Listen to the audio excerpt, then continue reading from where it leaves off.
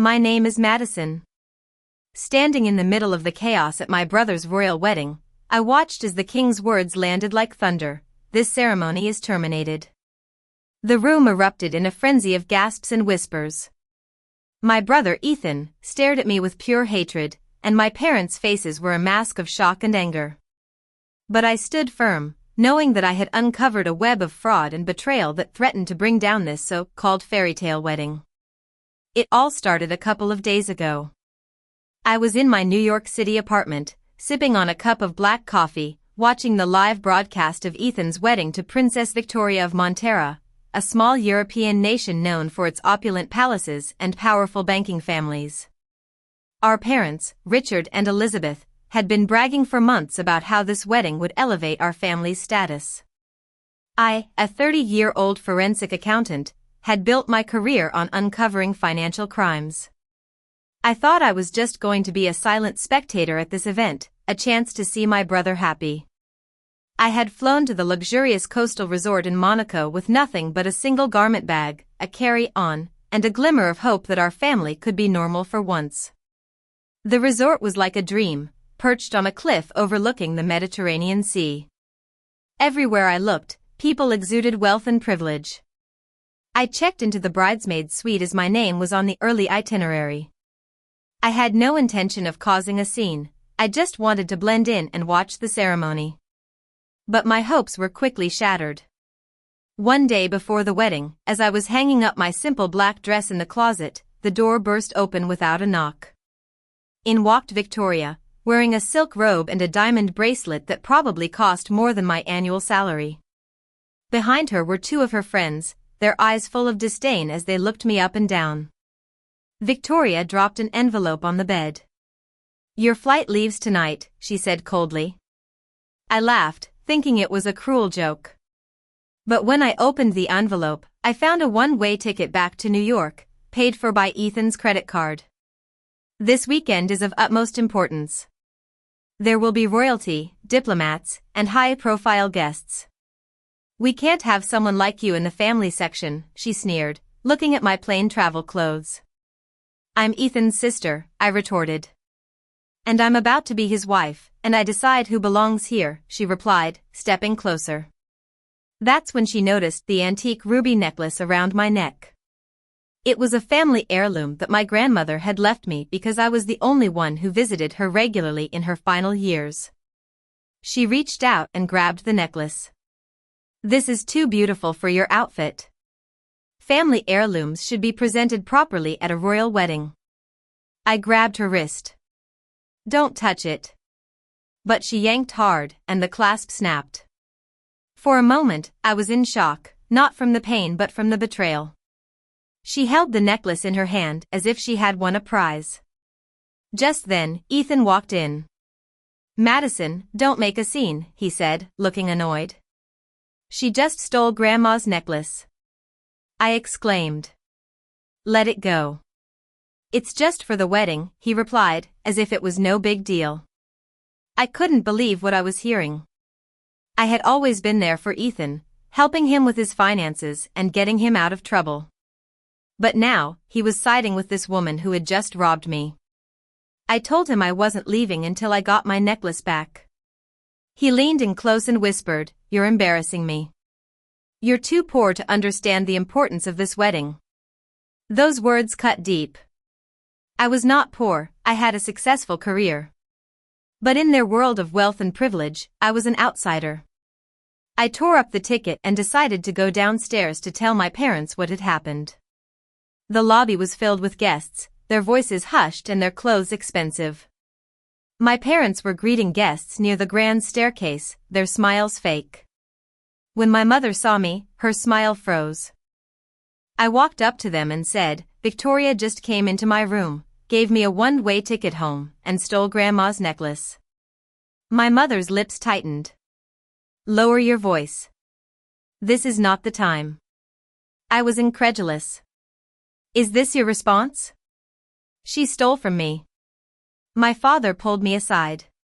"This is a family matter. She probably just borrowed it for the ceremony. You're being dramatic." I was filled with anger. This is not borrowing. This is theft. Just then, Ethan and Victoria appeared behind me. Victoria's eyes were teary as she said, "I'm so sorry." I tried to help her, but she's very upset. My mother wrapped her arm around Victoria. "Poor thing," she whispered. Ethan shook his head at me. "Madison, you need to leave." I looked at my parents one last time. "Are you seriously choosing her over me?" My father said, "We're choosing peace." And with that, he signaled to the resort security. 2 security guards approached me. I couldn't believe they were turning me away. As they escorted me out of the lobby, I felt humiliated. Outside, the night air was cool, but my anger was boiling. I tried to book a hotel with my credit cards, but they all declined. I checked my banking app and was shocked to see that my credit line was maxed out, and there were large outstanding advances on my accounts. It was as if I was under a financial attack. I called my cousin, Lily, a 32-year-old lawyer in New York. She was the only one in the family who was always honest with me. "Tell me you're not still at that wedding," she said when she answered the phone. "I'm outside the resort, and my cards are dead," I replied.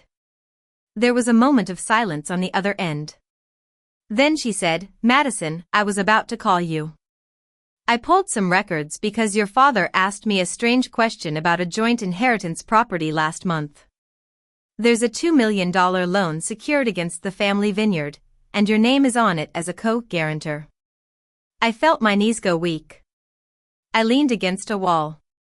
"I never signed anything," I said. "I know. The signature pages look forged. Your parents used a notarized packet with your name, social security number, and a scanned signature from an old estate document," she explained. I was in shock. My parents had not only abandoned me but had also used my identity to take out a loan. "Where did the money go?" I asked. Lily paused. "It went through a consulting firm your father set up and then offshore to the Bahamas." My professional instincts kicked in. I knew I had to find out more. I checked into a cheap motel nearby and started digging. Lily sent me the first batch of documents just after midnight. The loan application, the guarantor page, and my forged signature were all there. My father's and mother's involvement was becoming clear. I traced the money from the lender to a domestic business account called Sterling Consulting, a company my father had secretly created. From there, the funds were routed to an offshore entity called Oceanic Capital Services in the Bahamas. I recognized the name Oceanic Capital Services from a financial crime bulletin I had read. It was suspected of being involved in money laundering and working with politically exposed clients. I called Lily again. "Tell me you're seeing Oceanic Capital Services," I said. "I am. And it's connected to an international investigation into Montera's banking system," she replied. I realized that this loan was not just about financing a wedding. It was a scheme to make our family look more wealthy and legitimate in the eyes of the royal family. Lily pulled the bank branch footage. It showed my parents going to the bank together. My father was wearing a suit, and my mother had sunglasses on indoors. They presented the forged documents and claimed I had signed remotely. The notary stamp was from a retired notary, which meant forgery and identity theft. We also found out that the so-called dowry presentation at the wedding reception was supposed to showcase the clean American capital from our family. But it was all a lie. Around 6 o'clock in the morning, Lily sent me an audio recording. It was a voicemail my father had accidentally left for a loan broker. "Madison won't be a problem. She never checks family paperwork. Ethan needs this done before the royal review," he said. My mother's voice in the background added, "After the wedding, she'll calm down. She always does." I sat there in the motel room, listening to their words. They had seen me as a predictable obstacle, counting on my silence. But I wasn't going to stay silent. Lily and I spent the next 18 hours building a dossier. We included my sworn statement, the forged signature comparison, the loan packet metadata, the bank footage, and all the evidence of the offshore money laundering. We sent the dossier to the Lender's Fraud Department, the FBI, Montera's Ministry of Finance, and the Royal Security Office. I didn't expect a quick response, but 27 minutes after sending it to Montera, Lily's phone rang. A man with a strong European accent identified himself as the counsel to the royal household of Montera. He asked if I was safe. It was the first time someone had asked me that since this whole mess started. I told him I was in a motel outside Monaco. He asked if I could verify the ruby necklace described in the family inheritance file. I gave him the appraisal number from memory. He went quiet for a moment and then said, "Miss Madison, His Majesty has reviewed the preliminary findings. You may receive direct contact from royal security." I knew that if the king acted, the wedding would be in jeopardy. For a moment, I hesitated. I had always been taught to protect my family, but then I remembered Victoria's hand ripping the necklace from my neck, Ethan's words, and my parents' betrayal. I decided to go back to the wedding. I drove to a department store and bought a white pantsuit, a symbol of truth and justice.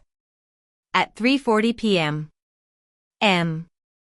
Two royal guards came to the motel. One of them bowed and said, "Miss Madison, the king requests your presence before the ceremony concludes." I picked up the dossier and followed them. The ride back to the resort was surreal.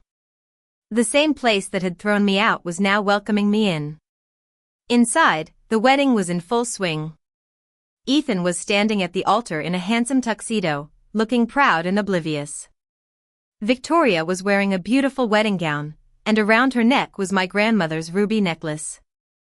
King Henry of Montera rose from his seat. The music stopped, and everyone turned to look. "The ceremony is paused by order of His Majesty," an aide announced.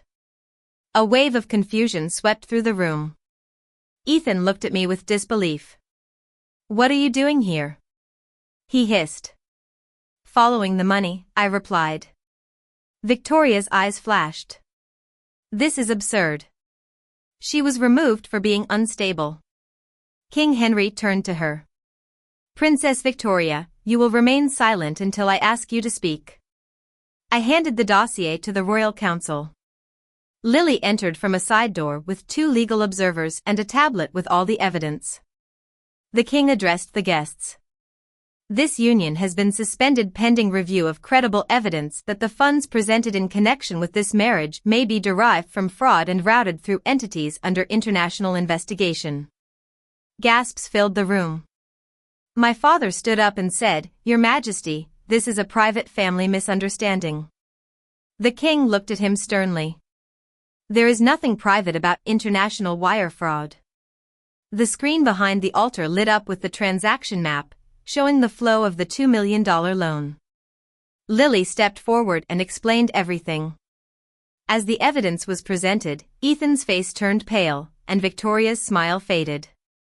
My parents' expressions went from anger to fear.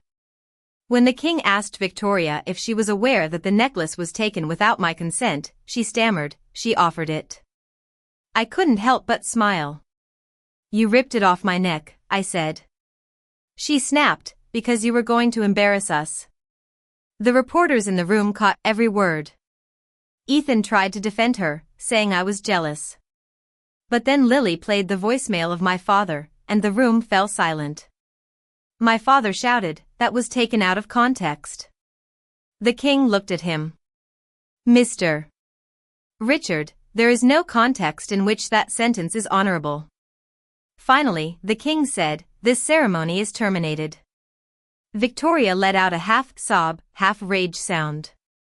Ethan reached for her hand, but she pulled away. My mother started crying, and my father demanded an attorney.